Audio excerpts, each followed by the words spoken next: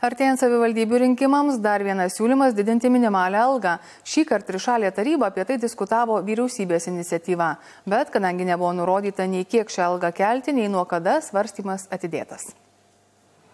Sodros duomenimis Lietuvoje yra daugiau nei 1 300 000 dirbančiųjų, iš kurių minimalę ar dar mažesnę algą gauna apie 400 000 žmonių.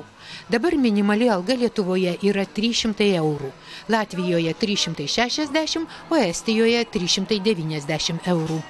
Politikai jau pernai kalbėjo apie galimybę minimalų užmokestį šiemet kelti 25 eurais iki 325. Bet premjeras tąkart sakė, kad didinimas priklausys nuo ekonomikos rezultatų.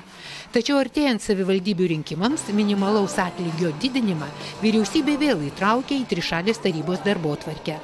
Verslo ir net profsąjungų atstovų teigimu, tai tuščias politikavimas. Mes tikėjomės, kad šitą posėdį visgi bus pasakyta, kiek yra biudžete numatyta lėšų ir kiek vyriausybė pagal galimybės gali minimalę algą didinti, bet mes tokio pasiūlymo neišgirdom ir todėl nustebino, kam reikėjo įtraukti šitą klausimą į trišalės tarybos posėdį, kai jokių konkrečių pasiūlymų tikrai nebuvo. Tai jeigu yra toks begalinis rūpestis didinti gyventojų realias pajamas, tai kas trūdo šiandien trišalėje taryboje priimti sprendimą kreiptis į Seimą, kad jis sulygintų neapmokestinamą minimumą su minimalia mėnesinė alga, nes mes girdim iš politikų ne vieną kartą patikinimų, kad šitą reikės daryti. Darom šiandien. Socialinės apsaugos ir darbo viceministras aiškina, kad reikia nustatyti kriterijus susietus su ekonominė situacija, kuriais remiantis minimali alga ir būtų didinama.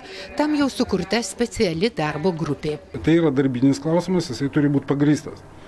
Nes tai, kad jisai nebūtų politinis, kad didina mažinam, tai ta prasme turi atsirasti kriterijai, kurie būtų pririšti prie realios situacijos. Ekspertų atlikti tyrimai rodo, kad šiuo metu mažesnės šalies įmonės didesnės minimalios algos savo darbuotojams mokėti neišgalėtų.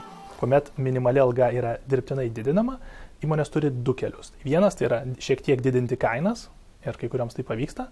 Antra, tos įmonėms, kurios negali didinti kainų, jos privalo lėšų sutaupyti kitur. Tai vieni iš tų būdų yra atsisakyti plėtros, atsisakyti investicijų, o tai reiškia didesnių atlyginimų ateityje.